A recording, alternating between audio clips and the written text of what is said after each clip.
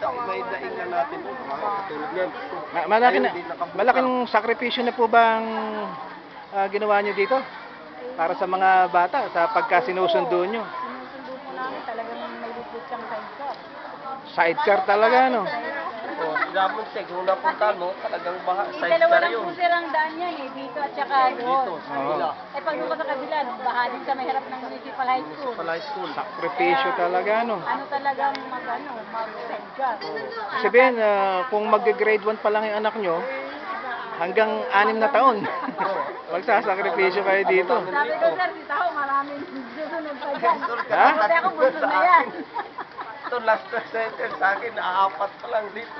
O di may mga kasunod pa. O, may kakasunod pa. Na ganun rin ang maranasan na bumabaha. Lapit-lapit na ako. Ito, magre-retire na to dito.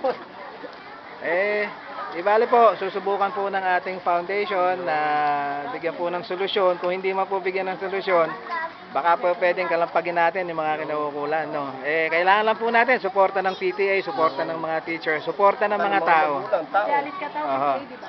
Makikipag, pagka, Hindi yun, ano natin, para, ano, di ba? Okay naman po. Totoo naman sa lahat, pag ano tayo mga magulang. makikipag-ugnayan po sa inyo sa tamang panahon. Ang kasama po namin, si Christopher Yalon. O, marami magulang ano, sir. Dahil Oho. matagal na po ganito lagi. O kaya, maaaring humiling po kami para hindi naman po ma-bypass ang pamunuan ng eskwelahan. Maaari po kami humiling ng meeting sa pamunuan kasama po ng PTA. Okay. Maraming salamat po sa inyo. Okay, sir. Aha. Sama, ano, agad. Di ba, sa lahat. Ito ang mga sinasabi na drainage na pinag-uumpisahan ng pag-awas ng tubig. Hanggang diretso po yan, hanggang sa makalabas po tayo dito. Makikita nyo, swerte na lang at wala pong baha ngayon. Pero kung tatanawin nyo ang Lagusan, napakalayo pa. 100 meters ang sinasakripisyo po ng mga bata. Araw-araw. Gaano katagal nagsasakripisyo, founder, ang mga bata rito araw-araw sa kapatid ng mga magulang?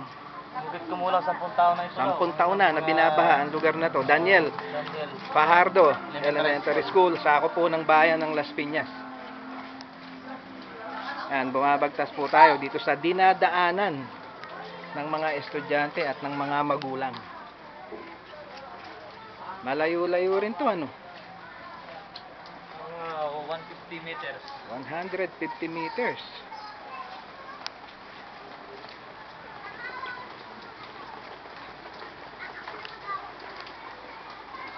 So yan, binabaha rin yan pagka may tubig dito, ano?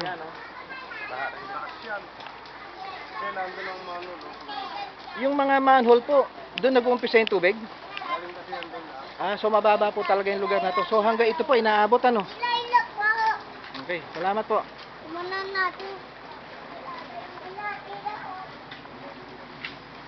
Ito nga po, kung makikita nyo yung drainage, may tubig pa nag-uumpisa ang tubig sa napaka unting pag-ulan.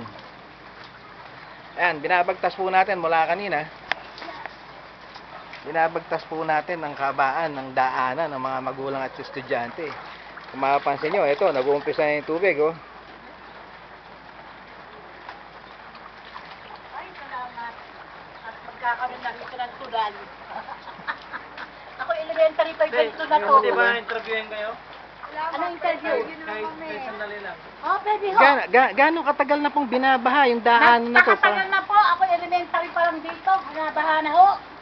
Manang, ano po pangalan nyo?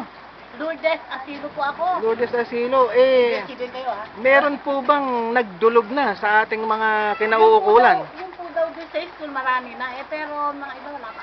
Wala pong nangyayari, wala pong aksyon. Ako, ba't ako pa nakapili nyo?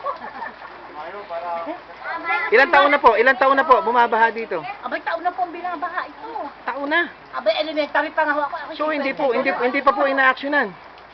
Pero pagka-eleksyon nagpupunta po sila rito. Pero ano, kami bumoboto agad. Naranasan na po ba nila na mga kandidato nagpuntahan po dito at yung mga nanalo na baha? Wala pa po ako naging ano. Walang nanalo. Yan. Yes, ma'am. Ang una muna lang dito pag kailangan ng boto. Yan.